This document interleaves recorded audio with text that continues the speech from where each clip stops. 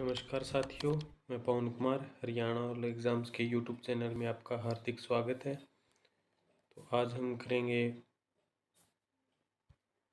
हमारा जो टॉपिक चल रहा था भारतीय कला और संस्कृति। इसमें हमने कल कर लिया था मौर्य कला। तो मौर्य कला को उसका आगे एक जो दरबारी पहल है, दरबारी कला थी, उसमें हमने महल का जो उसके पॉइंट्स थे हमने वो देख लिए थे।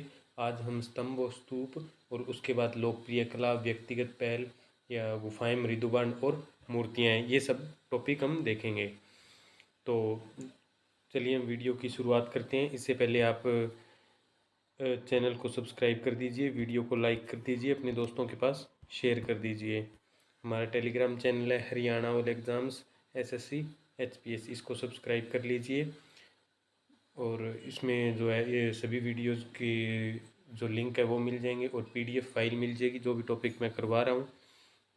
और हरियाणा और एग्ज़ाम्स का यूट्यूब चैनल आप इसे सब्सक्राइब कर लीजिए। तो कल हमने देख लिया था मौर्य कला। मौर्य कला में हमने पढ़ा था दरबारी पहल, और दरबारी पहल थी, उसके अंदर हमने देखा था महल।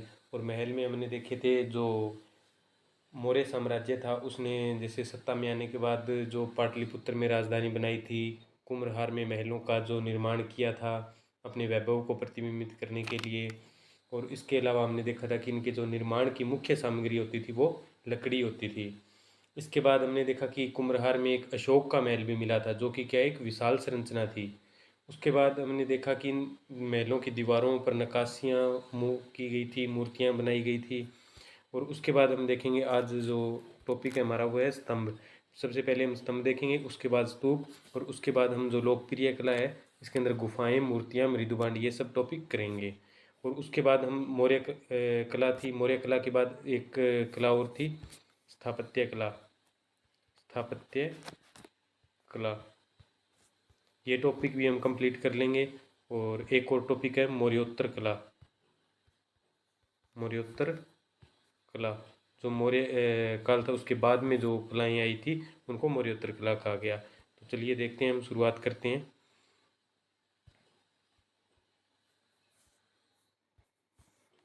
स्तंभ, जैसे अशोक के शासनकाल में जो स्तंभों पर शिलालेख और राजकीय प्रतीक के रूप में या युद्ध के जीत के उपलक्ष्य में अति महत्वपूर्ण हो गए थे। जैसे ही अशोक का शासनकाल आया उस दौरान जो राज्य था उसका प्रतीक के रूप में स्तंभों का निर्माण करवाना, या फिर जैसे युद्ध के अंदर विजय होने के बाद स्तंभों का निर्माण करवाना और उनके ऊपर शिलालेख लिखना, ये क्या हो गया था, अति महत्वपूर्ण हो गया था। ये उस समय का प्रचलन हो गया था। साथ ही उन्होंने उपदेशों के उपचार के लिए भी स्तंभों का उपयोग किया। जैसे जो बौद्ध के जो उपदेश थे, बौद्ध धर्म के महात्मा बुद्ध ने जो उपदेश दिए थे, तो इन्होंने क्या किया कि उनके उपदेशों को, उनके प्रचार प्रसार के लिए भी इन्होंने जो स्तंभ है उनका निर्माण करवाना शुरू कर दिया।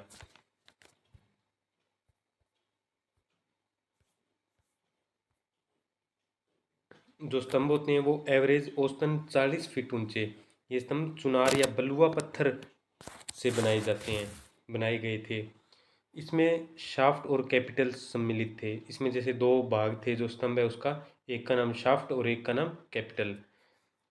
इसमें लंबा मूल आधार, जो इसके अंदर जो लंबा होता मूठ, लंबा मूठ है, ये आधार का निर्माण करता था। लंबा मूल नहीं है, ये मूठ है जो कि आधार का निर्माण करता था। ये देख लीजिए, ये एक अशोक स्तंभ है। इसमें जैसे शीर्ष या कैपिटल, जो एक बताया था शाफ्ट और कैपिटल, तो इसमें जो कैपिटल है वो इस ऊपर के हिस्से को कहा गया है, ये वाला। और एक उल्टा कमल बना हुआ है इसके ऊपर, और कमल के ऊपर एक वृत्ताकार आधार बना गया है जिसे अबेकस या शीर्ष फलक कहा गया है। और अबेकस कहा गया है शीर्ष फलक, और उसके ऊपर जो चार सिंह है वो दर्शाए गए हैं। और ये जो वृत्ताकार आधार है इसके ऊपर जो नक्काशी की गई है उसके अंदर एक वृत्ताकार, एक जो पहिया है, और इसके चारों ओर एक शेर, हिरण, इस तरह से जो अलग अलग जानवर है इसका अस्तित्व, उसके अस्तित्व का पहिया मानकर इसे जो है इसके चारों ओर चक्कर लगा रही हैं।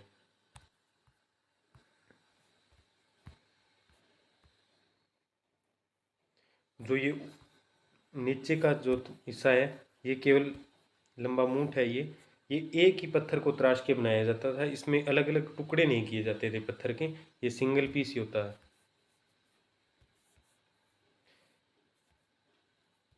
इसके ऊपर कमल या घंटे के आकार में शीर्ष या ललाट रखा जाता था।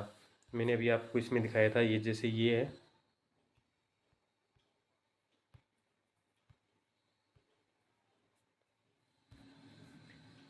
ये एक उल्टा कमल, उल्टे कमल की जैसे मूंठ हो गया ये, इसके ऊपर एक उल्टे कमल के जैसी आकृति होती है और इसके ऊपर एक वृत्ताकार आधार होता है।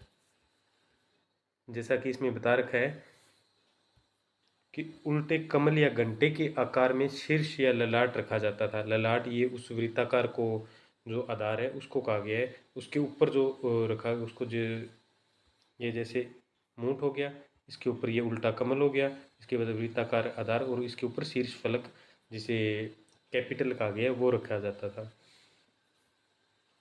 घंटे के आकार के शीर्ष ईरानी स्तंभों से प्रभावित थे क्योंकि ये अत्यधिक पॉलिशदार और चमकदार थे। तो ये जो स्तंभ थे इनके ऊपर ईरानी प्रभाव है वो देखा जाता है। ललाट के ऊपर वृत्ताकार या आयताकार आधार होता था, किसी के अंदर वृत्ताकार और किसी के अंदर आयताकार आधार होता था, जिस पर पशु की मूर्ति होती थी जिसे अबेक्कस या शीर्ष फलक कहा जाता था। ये मैंने आपको बताया था। ये ये एक आधार हो गया, इसके ऊपर जो पशुओं की मूर्तियाँ और इसे शीर्ष फलक या अबेक्कस कहा गया है। और ये जो है ये अशोक स्तंभ की ये फोटो है। पश्चिमी चंपारण जिले में लोरिया नंदनगढ़ स्तंभ, वाराणसी के पास सारनाथ स्तंभ, ये सारनाथ स्तंभ हो गया। तो ये जो इसके उदाहरण है, तो लोरिया नंदनगढ़ स्तंभ है वो ये है। इसके अंदर एक ही जो शेर है ये दर्शाया गया है, एक ही जानवर दर्शाया गया है। ये नीचे मूंठ हो गया, ये उल्टा कमल या घंटे के आकार की, और ये इसके ऊपर वृत्ताकार आधार हो गया इसका, और ये ऊपर शीर्ष फलक जिसे कैपिटल कहा जाता है वो हो गया। तो ये दर्शाया गया है। तो ये है लोरिया स्तंभ।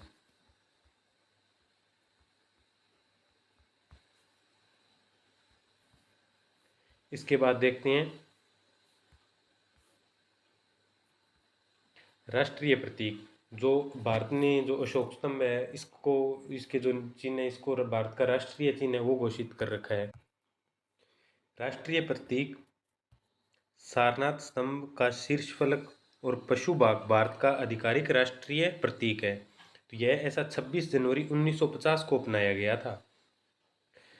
तो भारत का जो राष्ट्रीय चिन्ह है ये देख लीजिए, इसके अंदर जो 4 शेर है और जो एक ये इसके नीचे जो जानवर और ये अस्थिताओं का पहिया घुमाते हुए ये दिख रहा है।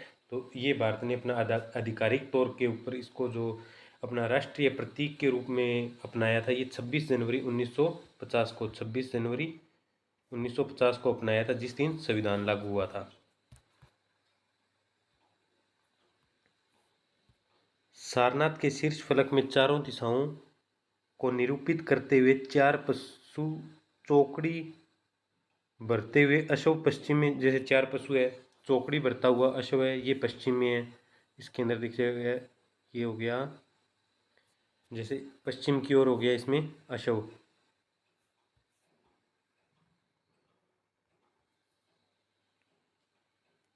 पूर्व की ओर हो गया हाथी,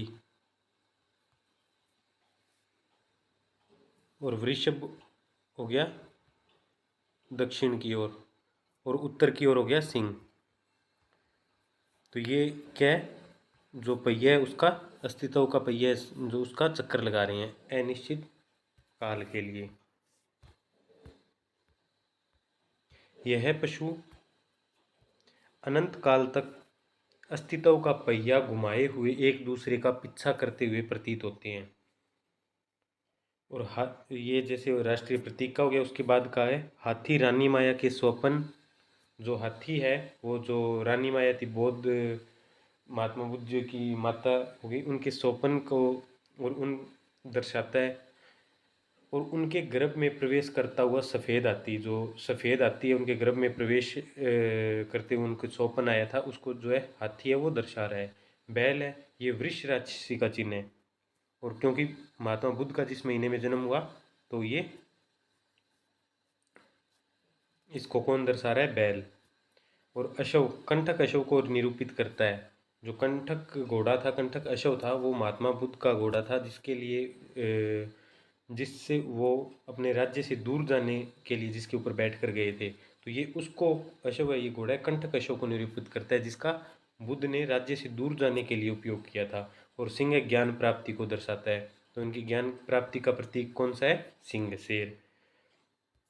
मुंडकोपनिषद से लिया गया सत्यमेव जयते शब्द सदा ही विजय होती है। तो इसका अर्थ क्या है? सत्यमेव जयते का सदा ही विजय। और ये देवनागरी लिपि में शिलालेख के नीचे लिखा गया है। चार शेर है जो ये सभी दिशाओं में धम्म का प्रसार करते हुए प्रतीकबद्ध होते हैं। जैसे आपने इसमें देखा है, ये चार शेर है, एक दो तीन और एक चौथा है वो इसके पीछे है। तो ये चारों दिशाओं में मुख करके खड़े हैं, जिसके अंदर वो धम्म का प्रचार कर रहे हैं। इसे बुद्ध द्वारा दिए गए प्रथम उपदेश की स्मृति में बनवाया गया था। तो ये जो चिन्ह, ये जो स्तंभ है, इसको जो महात्मा बुद्ध ने प्रथम उपदेश दिया था उसकी स्मृति में, उसकी याद में बनाया गया था। और इसे, जैसे महात्मा बुद्ध के उपदेश को क्या कहते हैं? धम्म चक्र प्रवर्तन कहते हैं। तो उसकी स्मृति में जो इसे बनाया गया था। उसके बाद देखते हैं स्तूप। अगला टॉपिक आ गया स्तूप। स्तूप वैदिक काल से भारत में प्रचलित शवादान टीले हैं। जैसे स्तूप है तो उनको शवों को रखने के लिए ही जैसे इनका मुख्यतः उपयोग किया जाता था। ये वैदिक काल से ही प्रचलित थे भारत में, जिसमें मृतकों के अवशेष और राख को रखा जाता था। अशोक के राज्यकाल के दौरान स्तूप कला अपने चरमोत्कर्ष पर पहुंच गई थी। तो जो अशोक के समय ना, जो स्तूप बनाने की कला थी, ये अपने हाई पीक पर पहुंच गई थी। इतने ज़्यादा स्तूप बनाए गए थे, लगभग 84,000 स्तूप अशोक के शासनकाल में बनाए गए थे। ये स्तूप होता है, देख लीजिए। इसमें सबसे ऊपर होता है छत्र। और छत्र, जिनके छत्रों के बीच में जैसे वो कोई डंडा होता है, उसे यष्टि कहते हैं। और ठीक सबसे ऊपर हर्मिका होती है, हर्मिका के जिसके ऊपर छत्र लगा होता है। और इसका ये जो है आकार होता है, ये अंडाकार होता है, इस तरह से बनी होती है। और ये इधर क्या है? प्रदक्षिणा पथ है। वैदिक परंपरा से प्रेरित स्तूपों को बौद्धों द्वारा लोकप्रिय बनाया गया। बुद्ध के समय, बुद्ध की मृत्यु के बाद 9 स्तूप बनवाए गए। तो जैसे ही महात्मा बुद्ध की मृत्यु हुई उसके बाद 9 स्तूप बनवाए गए थे, जिसमें से 8 उनकी मेथी में,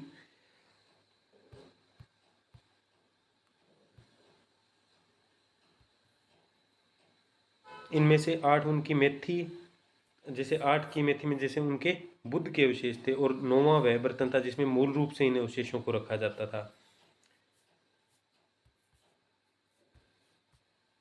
जैसे ये दे रखा है इसमें, छत्र, यष्टि, हर्मिका।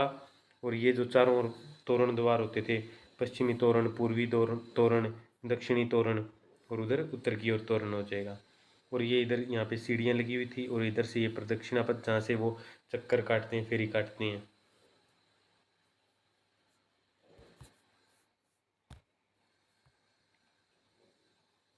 ये रहा, ये स्तूप है, ये उसकी असली फोटो है।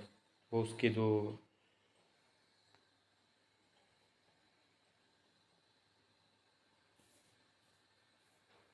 इसके अंदर जैसे ये हो गया प्रदक्षिणा पथ, ये हो गया तोरण द्वार, और ये हो गया इसका गुंबद जो कि अंडाकार है। ये सबसे ऊपर हर्मिका दिख रही है, सबसे ऊपर उधर पीछे गुंबद के ऊपर।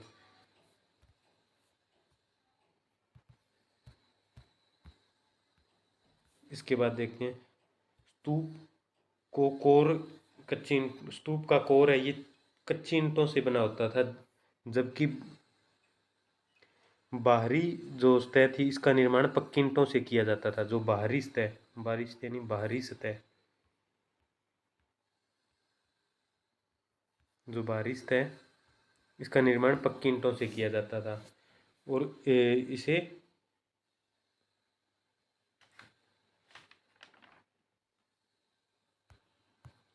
और इसे प्लास्टर, प्लास्टिक नहीं है, ये प्लस्तर कहते हैं जिसे, और उसकी मोटी परत से ढका जाता था। मेहंदी और तोरणों को लकड़ी की मूर्तियों द्वारा सजाया जाता था। जो मेहंदी और जो तोरण थे उनको लकड़ी की मूर्तियों के द्वारा सजाया जाता था।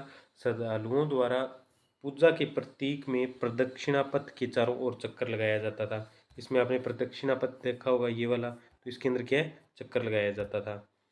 मध्य प्रदेश का सांची का स्तूप अशोक के स्तूपों में सबसे प्रसिद्ध है। तो ये अशोक वो मध्य प्रदेश का सांची का स्तूप जो कि सबसे प्रसिद्ध है, अशोक के बनवाए गए। उत्तर प्रदेश में पिपरवा का स्तूप सबसे प्राचीनतम स्तूप है। उत्तर प्रदेश में एक स्तूप है पिपरवा का स्तूप, तो ये सबसे प्राचीनतम है और सबसे प्रसिद्ध है। मध्य प्रदेश में सांची का स्तूप और सबसे प्राचीन है वो है उत्तर प्रदेश का पिपरवा स्तूप। बुद्ध की मृत्यु के बाद 9 स्तूपों में स्थान एक राजगृह, वैशाली, कपिलवस्तु, अलकप, रामग्राम, वेतपीड़ा, पावा, कुशीनगर और पिपली वन है। तो ये 9 अलग अलग जो स्तूप बनाए गए थे। एक स्तंभ 5 में से एक स्तंभ सामान्य तौर पर बुद्ध स्तूप की 4 दिशाओं में खड़ा किया गया है। तो जैसे ये बुद्ध का स्तूप है तो इसके 4 अलग अलग दिशाओं में जो वो स्तूप बनवाए गए थे। यह वर्तमान में आंध्र प्रदेश के अमरावती के बौद्ध स्तूपों की प्रमुख विशेषता है। अब जैसे एक तो अशोक ने स्तंभ बनवाए थे, दूसरा जो ईरानी थे उनके जो स्तंभ थे उनके बीच जो अंतर है वो देख लेते हैं। रचना सबसे पहले तो ये देखते हैं। अशोक ने जो स्तंभ बनवाए थे, इसके अशोक के स्तंभ एकाश्म थे, यानी कि इनका जो वो मूंछ था वो सिर्फ एक ही पत्थर को तराश के बनाया जाता था। इन्हें प्रस्तर एक ही खंड से बनाया जाता था, चुनार के बलुआ पत्थर से। और जो ईरानी थे अकेमेनियन स्तंभ थे, अकेमेनियन स्तंभ बलुआ प्रस्तर के विभिन्न टुकड़ों के साथ मिलाकर बनाए जाते थे। और जो जो अशोक था, ये जो अपने स्तंभ है वो स्वतंत्र रूप से राज्य में कहीं भी स्थापित करता था, और जो ईरानी थे वो अपने राजभवनों में ही स्थापित करते थे। तो ये इनका अंतर हो गया। और उसके बाद जो हमारा अगला टॉपिक है लोकप्रिय कला। लोकप्रिय कला, तो ये देखते हैं।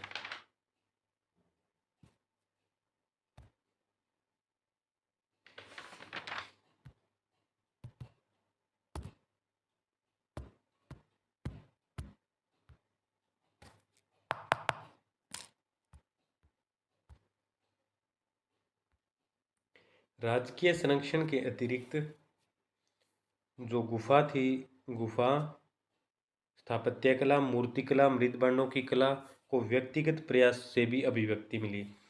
इन्हें एक साथ कला स्थापत्य कला की लोकप्रिय रूपों में के रूप में वर्गीकृत किया गया है।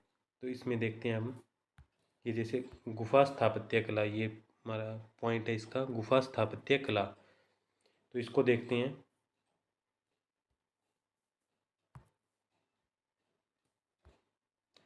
इस अवधि में चट्टानों को काटकर बनाई गई गुफा स्थापत्य कला का उद्भव देखा गया है।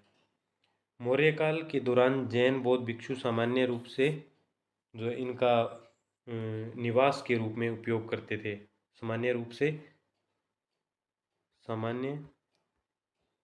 से इन गुफाओं का विहार यानी निवास के रूप में उपयोग करते थे। आरंभिक गुफाओं का उपयोग आजीविक थे, जो वो इनका उपयोग करते थे।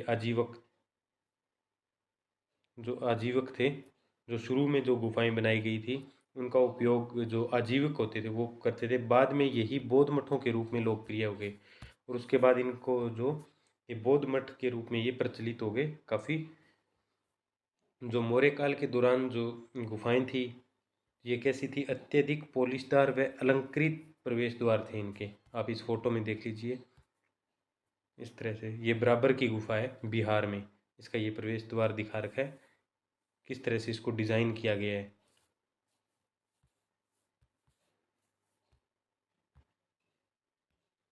उसके बाद देखते हैं बिहार में बराबर और नागार्जुनी गुफाओं का निर्माण अशोक तथा उनके पोते दशरथ के राज्यकाल के दौरान 3री शताब्दी ईसा पूर्व में किया गया था। तो बिहार में जो नागार्जुन बिहार और में बराबर और नागार्जुनी की गुफाएं हैं, इनका निर्माण एक तो अशोक और उनके पोते दशरथ के राज्यकाल के दौरान हुआ था, और ये लगभग 3री शताब्दी ईसा पूर्व में इनका निर्माण किया गया था। तो ये है बिहार की बराबर की गुफा जो मैंने दिखाई थी, उसका ये साइड व्यू देख लीजिए। और इसकी एक फ़ोटो और है, हाँ, इसमें इसको अंदर से भी दर्शाया गया। ये तो बाहर से होगी, और इसी में जैसे ये दिखा रखा है, ये इसका अंदर से किस तरह से ये दीवारें चमक रही है, इनके ऊपर जो नक्काशी की गई है इनके बारे में बताया गया है।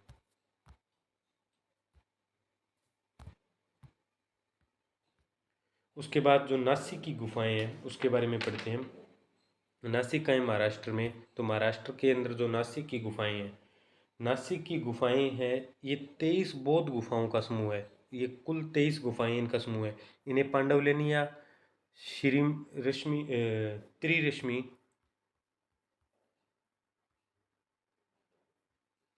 त्रिरश्मि लेनी भी कहा जाता है। ये संभवतः प्रथम शताब्दी से तृतीय शताब्दी के दौरान बनाया गया था। ईसा पूर्व तृतीय शताब्दी के दौरान बनाया गया था। ये गुफाएं हीनयान संप्रदाय से संबंधित है। आपने जैसे पढ़ा होगा हीनयान महायान संप्रदाय, तो उनसे संबंधित है ये गुफाएं।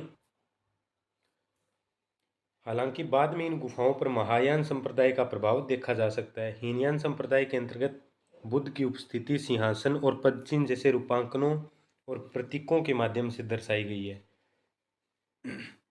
जैसे महात्मा बुद्ध थे, उनकी उपस्थिति दर्शाई गई है, उनके जो सिंहासन बनाकर, उनके पद चिन्ह बनाकर, और भी बहुत सारे प्रतीक चिन्ह बना के उनको, जैसे हीनयान संप्रदाय के लोगों ने उनके प्रति जो आस्था दिखाई है। ये है जो पांडुलेनी कहते हैं, वो जो नासिक के अंदर गुफाएं हैं। इस तरह से इनकी जो नक्काशी की गई है ये खूबसूरत तरीके से।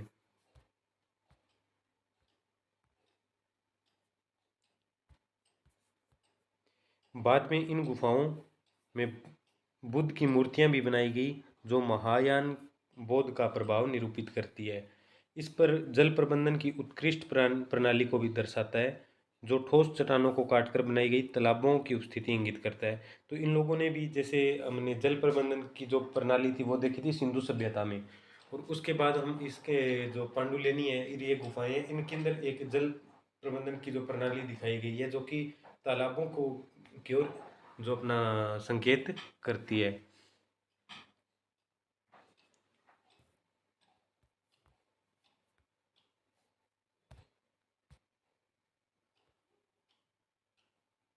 यह है सीता केव। सीता केव, सीता गुफा, जो कि नासिक के अंदर ही है। जो पांडुलेनी है, जो 23 गुफाओं का समूह है, उसके अंदर एक ये है सीता गुफा। इसकी आप नक्काशी देखिए। मूर्तिकला। अभी इसके बाद हमारा अगला टॉपिक आ गया मूर्तिकला।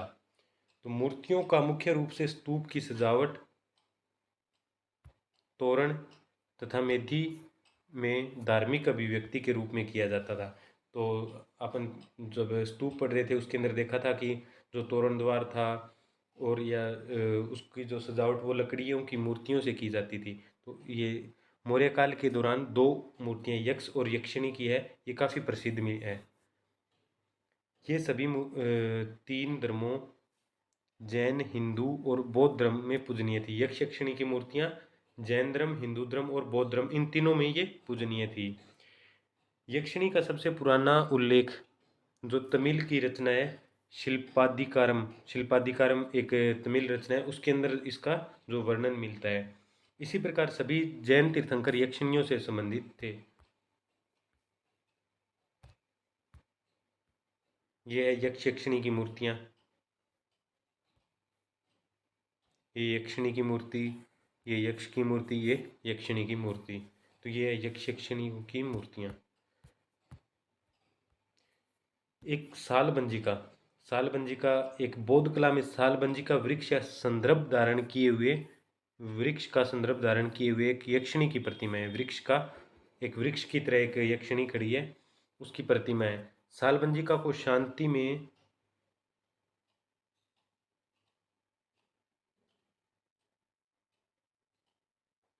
सालबंजिका को सांची में, सांची में महान स्तूप के प्रवेश द्वार पर कोष्ठक आकृतियों के रूप में देखा जा सकता है। जो सांची का स्तूप है उसका जो प्रवेश द्वार है, तोरण द्वार है, उसके ऊपर जो यक्षिणी की एक मूर्ति है जो कि एक वृक्ष का जो रूप धारण किए हुए है, और इसे सालबंजिका कहा जाता है। ये है सालबंजिका।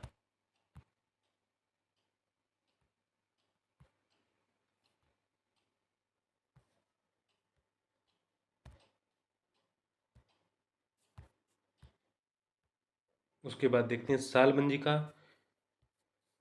को रूपांकन एक शुभ प्रतीक माना जाता है और स्तूप की सजावट में शामिल किया जाता है। इससे पता चलता है कि बौद्ध धर्म का रखरखाव करने वाले बहुत से लोगों ने अपनी बौद्ध पूर्व गैर बौद्ध प्रथाओं विश्वासों में बौद्ध धर्म को समृद्ध किया। तो सालबंजिका का इसे एक शुभ प्रतीक माना जाता था, जो सालबंजिका की मूर्ति है, और इसका जो स्तूप की सजावट में सब इसका उपयोग किया जाता था। और बौद्ध धर्म को मानने वाले जो लोग थे वो बौद्ध से पूर्व जो भी उनके जो प्रथाएं रही थी या फिर कुछ एक गैर बौद्ध प्रथाएं थी, और अपने विश्वास के बल पर इन्होंने बौद्ध धर्म को और समृद्ध किया था। उसके बाद देखते हैं मृदुबाण।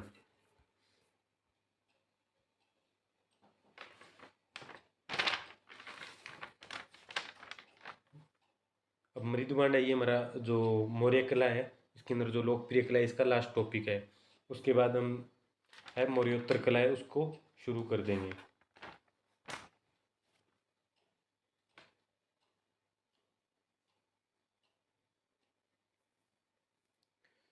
मृदुबाण।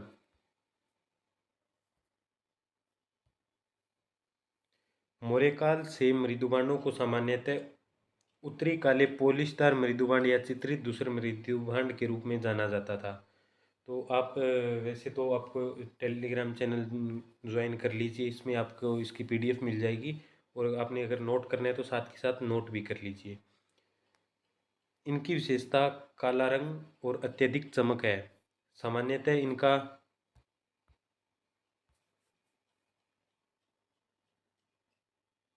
इनका उपयोग है ये जो कोई विलासता की वस्तुओं के रूप में किया जाता था। इन्हें अपने उच्चतम स्तर पर मृदुभांड के रूप में संदर्भित किया जाता है। तो ये आपको मृदुभांड ये दिखा देता हूँ। ये इस तरह के उत्तरी काले पॉलिशदार मृदुभांड का ये एक नमूना है।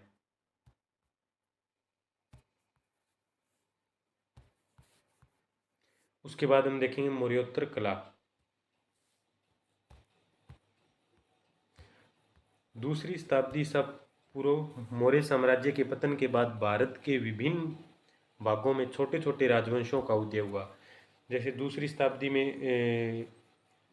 शताब्दी ईसा पूर्व के बाद जैसे ही जो मौर्य साम्राज्य इसका पतन हुआ, तो उसके बाद भारत के जो अलग अलग राज्य थे, अलग अलग जो क्षेत्र थे, उनके अंदर अलग अलग छोटे छोटे राजवंश थे, उनका उदय हो गया। छोटे छोटे छोटे राजा थे वो पनप गए।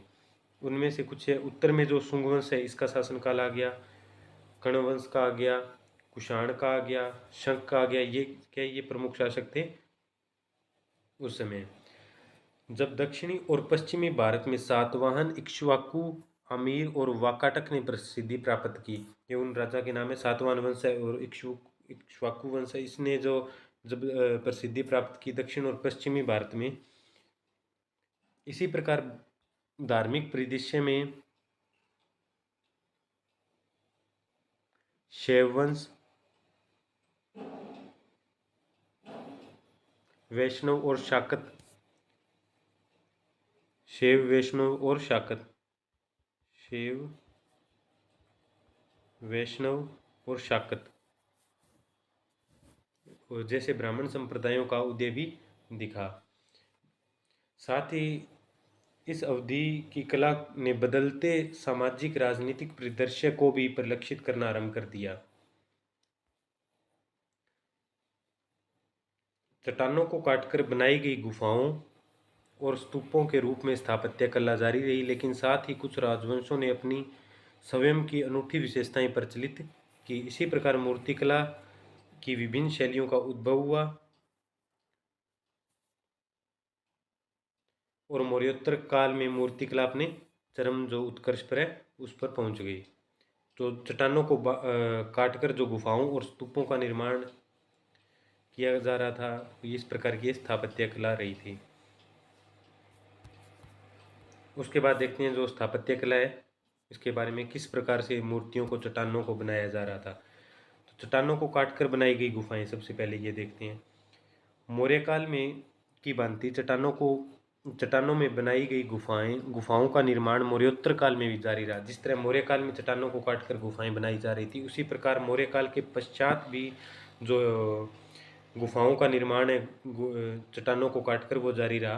हालांकि इस अवधि में चट्टानी गुफाओं के दो प्रकार देखने को मिले, एक तो चैत्य और एक विहार। एक चैत्य और एक विहार। चैत्य और विहार, ये जो दो रूप है देखने के मिले।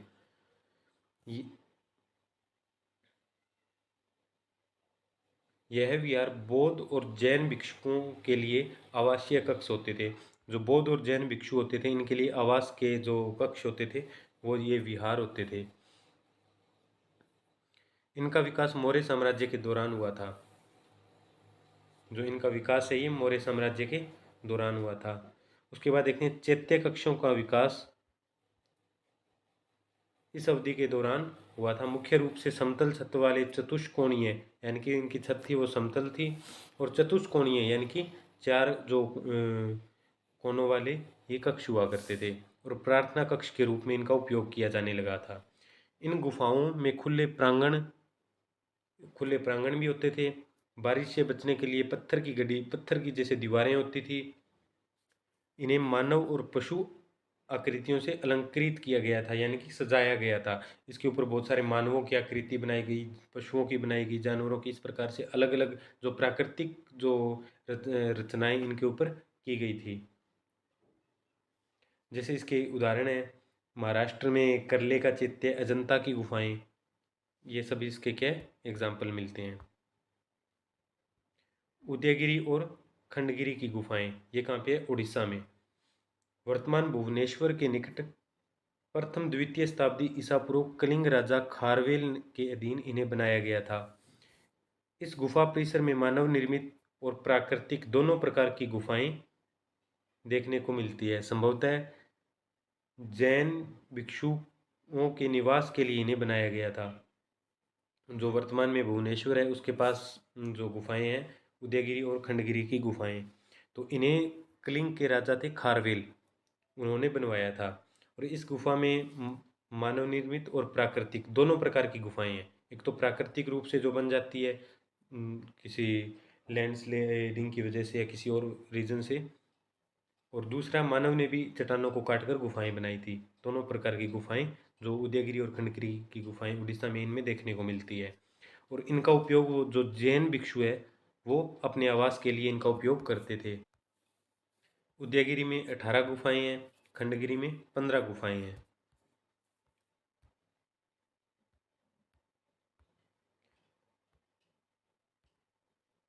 उदयगिरी की गुफाएं हाथी गुफा अभिलेख के लिए प्रसिद्ध है, जिसे ब्राह्मी लिपि में उत्कीर्ण किया गया है।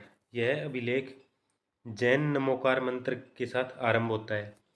तो जो उदयगिरी की गुफाएं हैं ये हाथी गुफा अभिलेख के लिए प्रसिद्ध है, और इनमें जो ब्राह्मी लिपि है इनका उपयोग किया गया है।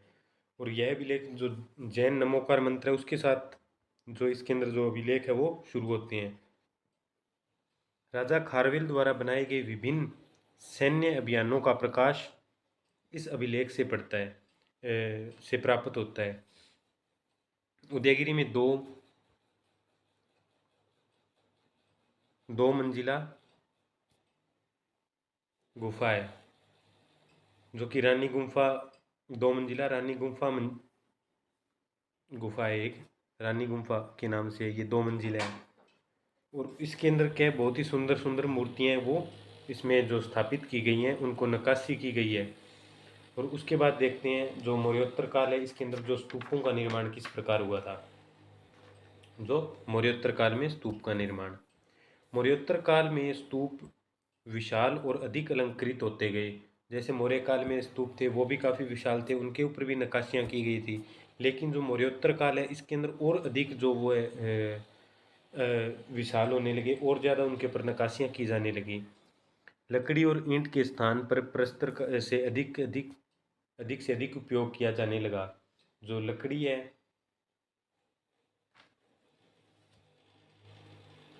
और ईंट के स्थान पर जो प्रस्तर है यानी कि इसका उपयोग किया जाने लगा। शुंग राजवंश के स्तूपों की सुंदरतापूर्वक अलंकृत प्रवेश द्वारों के रूप में और तोरण का निर्माण करना आरंभ कर दिया। जो शुंग राजवंश थे उन्होंने स्तूपों के सुंदरतापूर्वक अलंकृत प्रवेश द्वारों यानी कि उनके जो प्रवेश द्वार थे उनको भी अच्छे से नक्काशी की जाने लगी, उनके ऊपर भी डिज़ाइन बनाए जाने लगे, जो तोरण द्वार कहते हैं जिसे, और जटिल आकृतियों और पैटर्नों के साथ उनको एक अजब गजब तरीके से उनको सजाया जाने लगा। हेलेनिस्टिक के प्रभाव, जो हेलेनिस्टिक या ग्रीक है वो उनके जो प्रभाव है वो भी इनके ऊपर देखने के मिलते हैं।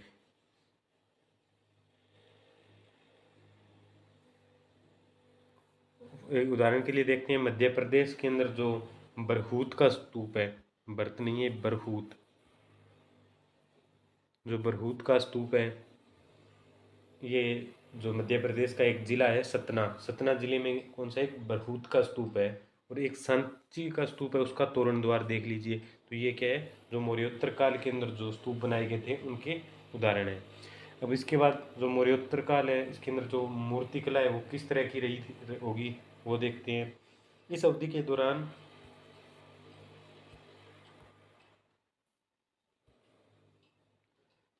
मूर्तियों की जो 3 शैलियाँ हैं ये काफ़ी प्रचलित थी। एक गांधार शैली, मथुरा शैली और अमरावती शैली। जो इनका विकास है वो अलग अलग स्थानों पर हुआ वो देखते हैं। सबसे पहले देखते हैं गांधार शैली। गांधार शैली पेशावर अफगानिस्तान के निकट पंजाब की पश्चिमी सीमाओं के संलग्न हिस्से में गांधार कला का विकास हुआ। यानी कि यूनानी आक्रमणकारी अपने साथ यूनानी और रोमन मूर्तिकारों को परंपरा से ले आए। जैसे जो पश्चिमी हिस्सा था अफगानिस्तान, पेशावर, पंजाब का हिस्सा, तो इसके ऊपर जब आक्रमणकारी आए तो वो अपने साथ यूनानी और रोमन मूर्तिकार थे उनको परंपरागत तरीके से ले आए अपने साथ, जिसके कारण क्या है इस क्षेत्र के की जो स्थानीय परंपरा थी वो प्रभावित हुई, और इसके ऊपर जो गांधार शैली थी उसका जो प्रभाव है वो देखने को मिलता है। गांधार शैली को कला की ग्रीक इंडियन शैली के रूप में भी जाना जाने लगा।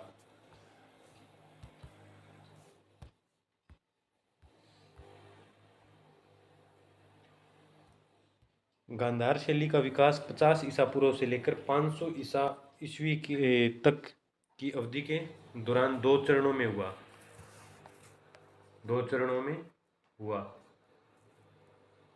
जहाँ आरंभिक शैली को नीले धूसर बलुआ पत्थर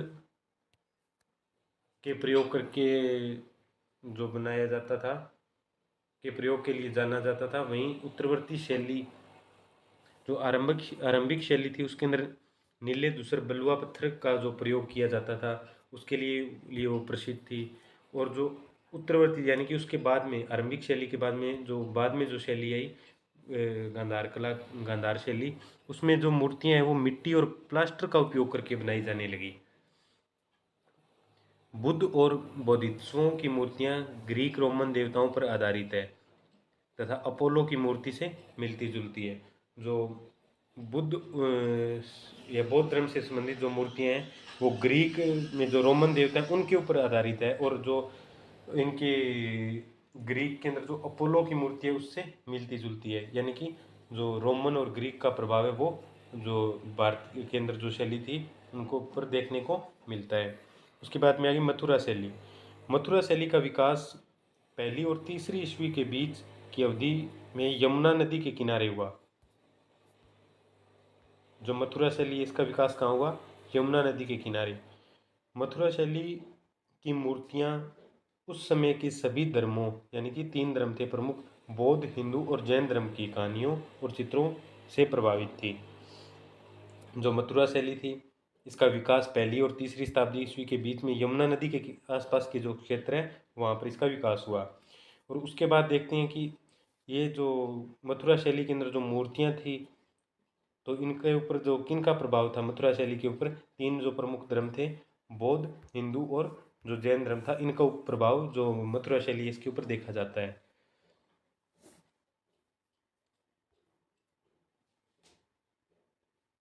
देता हूँ। और इसके अंदर क्या है, मथुरा शैली के अंदर जो हिंदू देवता हैं उनको जैसे हथियार या उपकरण का जो प्रयोग करते हुए दिखाया गया है। उदाहरण के लिए शिव को लिंग और मुखलिंग के माध्यम से दर्शाया गया है। इस प्रकार बुद्ध के सिर के चारों ओर जो प्रभामंडल है उसको गांधार शैली की जो बुद्ध के सिर के चारों ओर प्रभामंडल गांधार शैली की तुलना में जो बड़ा दिखाई देता है और जातिमीय पैटर्न से अलंकृत है। इस प्रकार जो बुद्ध की प्रतिमा उसको सजा के उसको अलंकृत किया गया है, उसको सजाया गया है। बुद्ध की दो बोधिसत्वों कमल पकड़े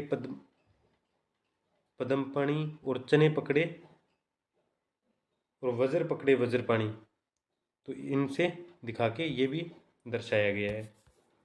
उसके बाद देखते हैं अमरावती शैली।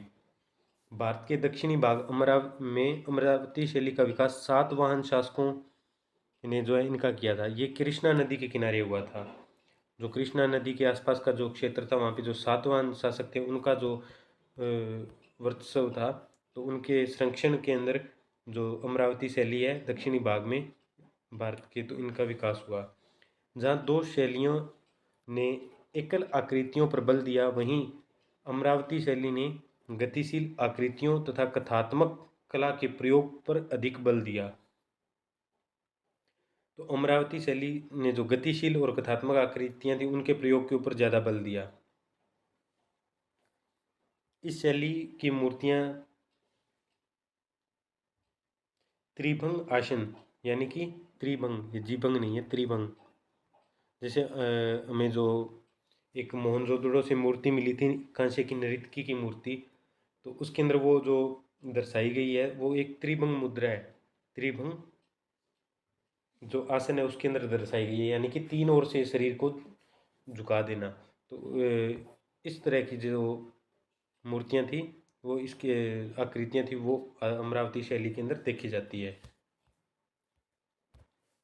अब इनके ऊपर जो इनका जो एक डिफरेंस दिया गया है इन तीनों में, गांधार, मथुरा और अमरावती, तो आप इसको एक बार देख लेना। वैसे तो इनका यही है, सेम ही जो मैंने बता दिया। कुषाण शासकों को संरक्षण था, किसी को सातवाहन का संरक्षण था, धार्मिक प्रभाव इनके कौन से थे, इनके अंदर सामग्री कौन सी प्रयुक्त की गई थी, तो इस प्रकार से आप इनको देख लेना। ये पीडीएफ मैं टेलीग्राम चैनल में उपलब्ध करवा दूंगा। वैसे आपको इसका स्क्रीनशॉट लेना है तो स्क्रीनशॉट भी ले सकते हैं।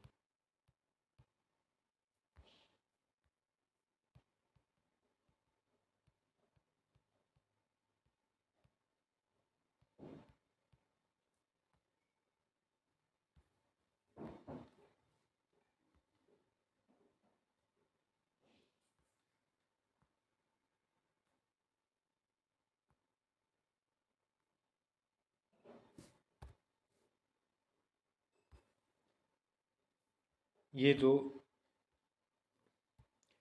गांधार शैली, मथुरा शैली और ये होगी अमरावती शैली, तो ये तीनों शैलियाँ दिखाई गई है इसमें।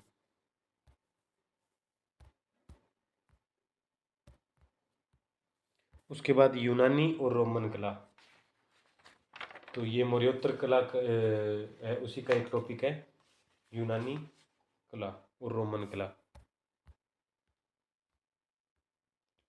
यूनानी और रोमन कला के बीच कुछ अंतर है तथा दोनों शैलियों के का एकीकरण करती है। यूनानियों की आदर्शवादी शैली भगवान और अन्य मनुष्यों के पेशीय चित्रण पर बल और सौंदर्य दर्शाते हुए दिखाई देती है। महत्वपूर्ण है कि संगमरमर का उपयोग करके यूनानी जो पौराणिक आकृतियाँ या मूर्तियाँ बनाई गई थी।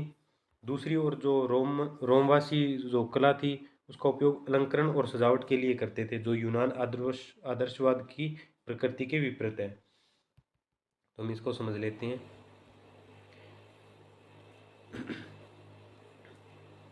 दोनों शैलियों का एकीकरण करती है।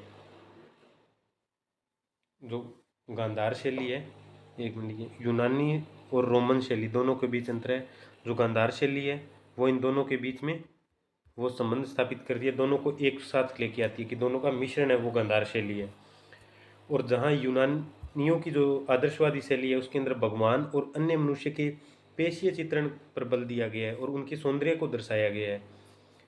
और जो संगमरमर का उपयोग करके पौराणिक जो यूनानी पौराणिक आकृतियाँ भी बनाई गई। और दूसरी ओर जो रोमवासी थे, जो उनकी जो रोमन के लोग थे, उनकी कला थी, उन्होंने वो उनका उपयोग, उनके अलंकरण का उपयोग वो सजावट के लिए करते थे, जो कि जो यूनान का आदर्शवाद था उसकी प्रकृति के विपरीत था ये, कि ऐसा नहीं होना चाहिए। रोमन कला यथार्थवाद को प्रदर्शित करती है, वास्तविक लोगों एवं प्रमुख ऐतिहासिक घटनाओं का चित्रण करती है। ये क्या है, ये जो वास्तव में जो हकीकत जो ये देखते हैं वही चीज़, ये प्राकृतिक रूप से वही चीज़ बनाते थे। रोमवासी अपनी मूर्तियों को बनाने के लिए कंक्रीट का उपयोग करते थे और भित्ति चित्रों के लिए ये काफ़ी प्रसिद्ध थे, यानी कि दीवारों के ऊपर चित्र बनाने के लिए। आप ये जो इन शैली में जो समानताएं देख सकते हैं, ये महात्मा बुद्ध जी की मूर्ति है और ये जो रोमन के जो परपोलिस थे उनकी है। तो आप इनके ये देख सकते हैं कि सिर के ऊपर किस तरह से ये जो एक डिज़ाइन है जिसे कहते हैं प्रभामंडल, तो ये इस प्रकार का इनके जो सिर के ऊपर भी वो देखने को मिलता है। उसके बाद ये बुद्ध की जो कुछ महत्वपूर्ण मुद्राएं हैं, भूमि स्पर्श मुद्रा, इसके अंदर क्या है कि इन्होंने एक हाथ है वो ज़मीन को टच कर रखा है और एक के अंदर जो हथेली है वो सीधी गोद में रख रखी है। तो ये बुद्ध के कुछ एक आसन है, उनकी कुछ एक मुद्राएं हैं, वो देख आप रीड कर लेना, मैं मोटा मोटा ध्यान मुद्रा। तो इसे जो समाधि है योग मुद्रा भी कहा जाता है। इसमें दोनों हाथों को जैसे अंगूठों को एक दूसरे का साथ स्पर्श करके जो एक रेशमी त्रिकोण बनाते हैं, इस प्रकार से जैसे ये दोनों अंगूठे हो गए, इनको जोड़ के और इस तरह से ये जो हाथ की उंगलियां थी वो जो मिला के एक त्रिकोण का रूप जो वो बनाते थे। तो ये इनकी कौन सी होगी, ध्यान मुद्रा।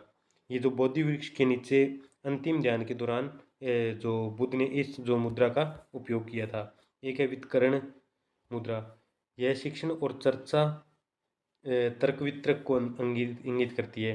अंगूठे और तर्जनी की ओर, जैसे ये एक अंगूठा और एक उंगली जो फर्स्ट फिंगर कहते हैं उसको,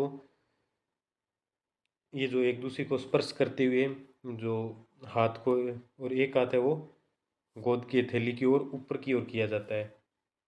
तो इस प्रकार से ये एक मुद्रा है, ये दे रखी है, आप इसे रीड कर लेना। एक अभय मुद्रा, यह मुद्रा निर्भयता दर्शाती है तथा शक्ति और आंतरिक सुंदरता का प्रतीक है। एक है धर्मचक्र मुद्रा, धर्मचक्र मुद्रा, यह धर्म और या नियम का चक्र घुमाना, इसको ये दर्शाती है। आप इसमें ये देख सकते हैं किस प्रकार की मुद्रा है। उसके बाद है अंजलि मुद्रा, जिसके अंदर नमस्ते करते हैं हम, जैसे दोनों हाथ जोड़ के, वो दर्शाया गया है इसमें। अभिवादन, भक्ति या आराधना का प्रतीक। और एक दिखाया गया है उत्तरबोधि मुद्रा, यह सर्वोच्च मुद्रा, सर्वोच्च ज्ञान है इसका अर्थ।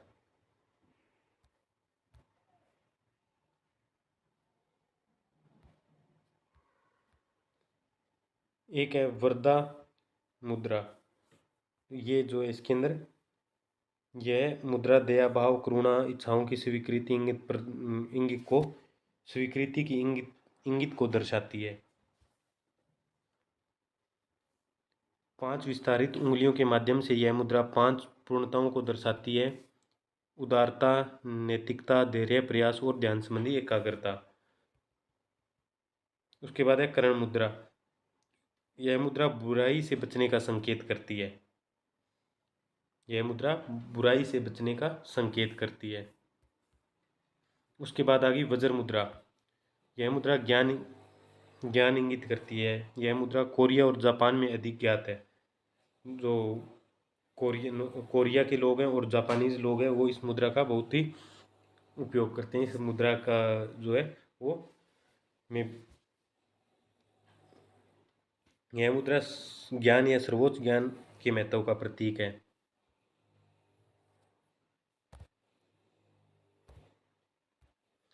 तो ये हमारा टॉपिक था जिसके अंदर हमने मौर्योत्तर काल तक हमने देख लिया है। अब इसके बाद अगला टॉपिक हमारा रहेगा गुप्त काल का।